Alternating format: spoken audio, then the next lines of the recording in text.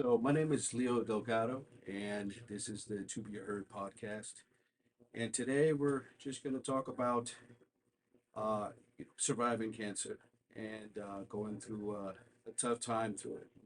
Allow our guest today to kind of talk about that. Go ahead and introduce yourself. I'm Michael Pearson, and uh,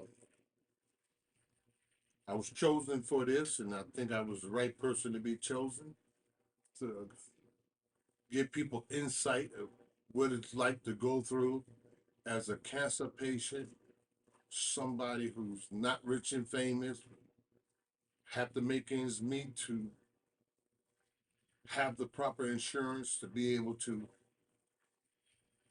defeat this demon, the C word, which is a word nobody want to have in their lives. Well, tell me from the beginning when you first got the diagnosis. How tough was that to hear? Delgado, I wish my prayer is that encourage every man to get tested.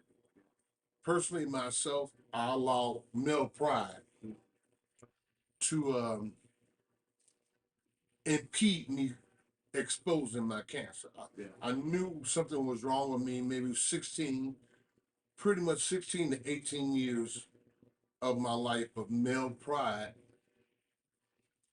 convinced me not to expose it to any kind of primary physician or medical doctor. And I went through some dark, tough times and sort of self medicated myself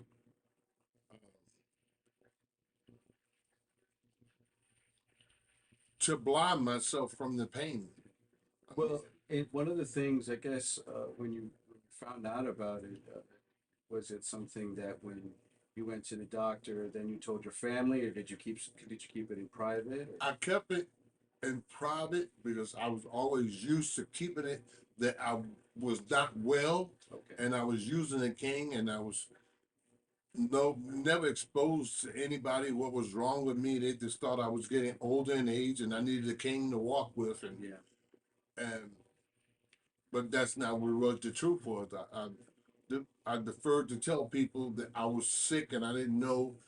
And actually, Alton County caseworker therapist who encouraged me, to go finally see a physician and try to make this my primary position, which I the reason why I hid it, I didn't like taking medication. I didn't want to be poked in pride and stuck with needles and pins. Well, to be clear, what cancer were you diagnosed with?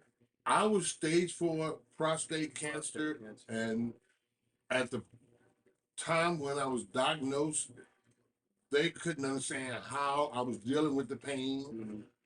Why am I still in the land of the living? Yeah.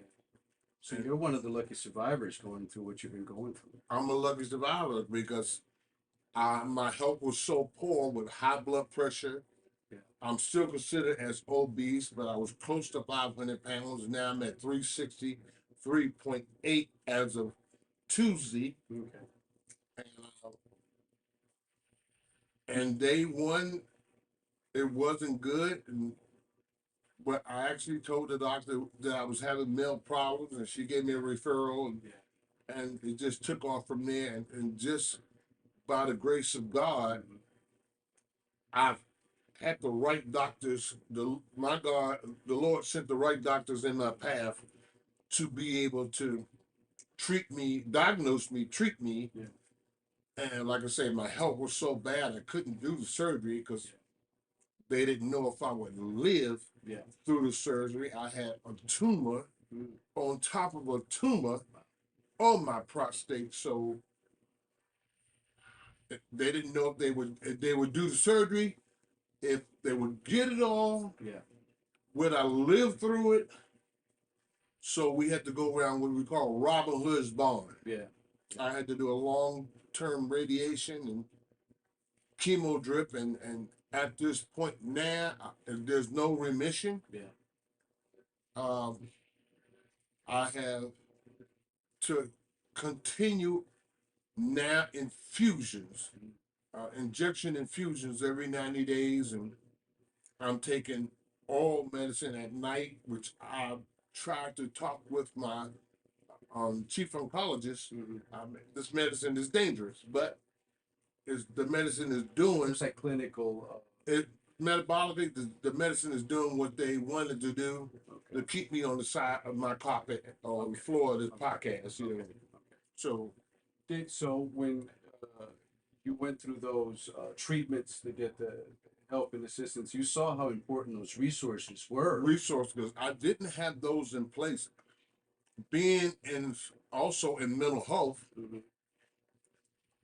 which got me involved with Arlington County Yeah, and aging and disability through Arlington County and their nursing staff. yeah, They're the ones that pretty much set up everything that. to me to be in long-term health care right now. So, I have assistants 7 days a week. Gotcha. Someone here Monday through Friday. So you have an aide that comes in. I have a caregiver that comes in Monday through Friday and a caregiver that works Saturday and Sunday.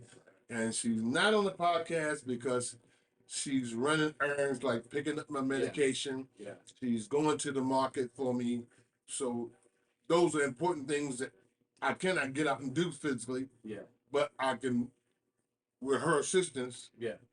I couldn't accomplish a lot of things. So if it weren't for the resources that you're receiving, right? If it weren't for the resources for the Yeah. chemotherapy and the doctor's appointments and the medications and then the aid, where do you think you'd be right now if you didn't have the resources? If I didn't have the resources in place right now, Brother Delgado,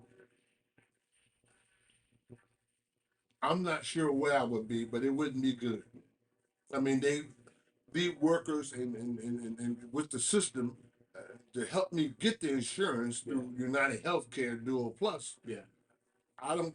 If I didn't go through Aging and Disability Nursing Program, yeah, and they saw the criteria of my health and these are things that Mr. Pierce would need, yeah, help me help myself get these things in place.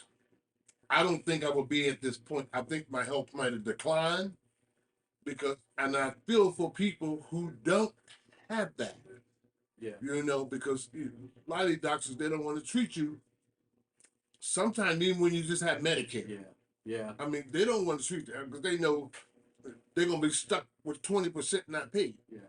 And I feel for those people and this living in shelters on the street who don't have access of getting these systems and programs in place. They have my sympathy because this is hard to go through. Absolutely. Every day is a different day. Taking the chemo medicine I take at night, which is about 18,700 and something dollars for just a month supplies. Yeah. That's 120. That's 120 pills, Delgado, and I take 4 a night. And I'm telling you, it's a different movie every night. I take that. I don't know how I'm a processor. Some nights is good, some nights is bad because all weekend I was having complication side effects. Just from my nightly oral medicine of Xtandi, Yeah. capital XTANDI, and I take 4 40 milligram capsules. They're like gel capsules, and I almost canceled this, but somehow my God just said, gird me up because people need to hear this Absolutely. because everybody don't have it, and like I said, I encourage every man to, if you don't allow male pride to make you almost sign your death certificate, because I put myself in that situation, and this disease was hereditary in my father's side of the bloodline. Yeah. And I don't wish this on nobody, but by his stripes, he said, I'm healed. And in order to receive the miracle, you have to believe the miracle. And I say what I'm going through is just a test to see if I will stay faithful and stand on the Lord's unchanging word of God in his hand. His hand is always there. What else can you share with folks out there as far as, your experience? Because I think that this is the biggest takeaway from this is the experience, and what can you share with others that are going through what you've been going through? Like, if I didn't have the caregiver, I would really be in no man's land because, I don't have the family support. Yeah. I don't. I have the bloodline locally, but I don't have the family support. I mean, I have people who are really outside the box of my bloodline who cater to me, who helped me make my life less stressful. Yeah. I have friends and Barbara and David Kennedy who leaving for uh, Africa to do missionary work, deaconess and uh, deacon and missionaries to do stuff without borders to help the people of God. And I'm telling you, family support is so important, and I don't have it, but I have professional providers in place who are my family. And if I didn't have those professional providers in place, I don't think I could endure what I've been through the last couple of years. Well, thank you, Michael, for sharing that. And basically, this is what it's all for. This is why I'm doing the podcast and I'm doing this to connect folks and talk to people and have them talk about their shared experiences on how important resources are. I think that's the biggest thing we want to take away from this is how important resources are for those that are going through whatever they're going through, whether it's cancer, depression, or whatever they're going through. It's important, and it's important that your voice is heard. And I think it's important that you share with the folks everything that you're sharing with. Now that you are where you are today, because you're a survivor, you're a fighter, and you've gone through what you've gone through, and here you are in front of us today, continuing to fight. Do you have any last words to kind of just for the folks out there, just to you have such a motivational, inspirational story. You have to fight. I mean, you really have to fight. I mean, it takes to take off the gloves Yeah, and put on brass knuckles yeah, and fight. Because if yeah. you don't fight, somebody's going to be throwing dirt up on top of you. And it takes a fight. And it takes also a village to help you get through. Yeah. I said I don't have the family support, but I have professional providers that's in place who are my family and my village, like Brother Delgado, who truly a serious brother is doing the grace of God's work, and I edify him and give him the highest praise. Saint Leo Delgado, my brother.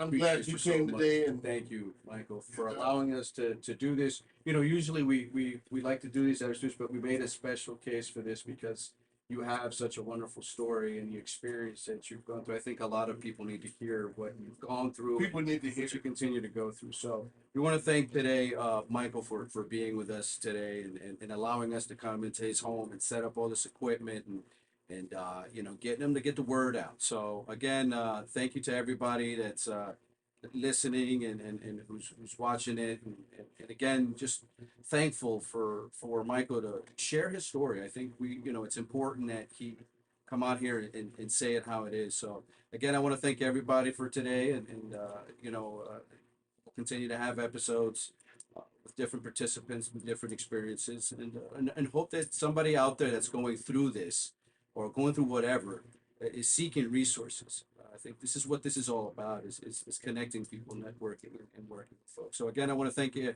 everybody. I want to thank Michael, and thank you so much, Michael, and continue to fight the fight, and that we'll continue to support, and the community's here for you. So thank you, Michael. I thank you very much. And one last word, brother. Yeah, sure, absolutely. Young men of any age, if it hurts, get it checked out. That's right. That's right. So again, get yourselves checked. Go online. There's so much information out here to check if your body's feeling out of whack or something like that. Don't wait. Take care of it. Go to the doctor. Take care of it early. Catch it early. And like I said, detecting it earlier is the biggest thing from it. So again, I want to thank everybody. I hope everybody has a blessed day, just like Michael is here, and hope to share more stories from our participants on the podcast. Thanks again. Have a great one.